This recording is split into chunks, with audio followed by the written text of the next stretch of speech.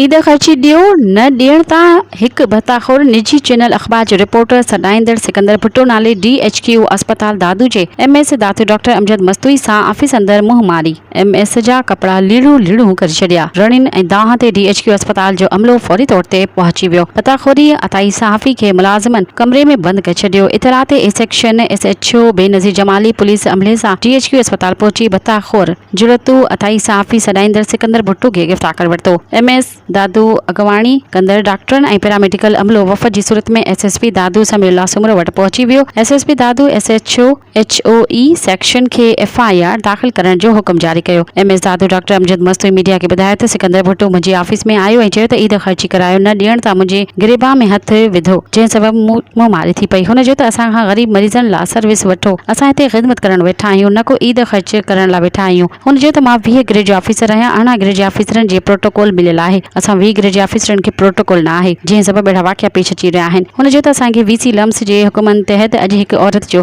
Scissor हो जंहिं चयो त मूं 20,000 जी इंजेक्शन ॾियो। मूं हुन ग़रीब मिस्किन औरत खे 20,000 जी इंजेक्शन ॾिनी ऐं ॿिई मुतासिर औरत खे एम्बुलेंस ॾिनी। असां हिते अवाम जी ख़िदमत लाइ वेठा आहियूं।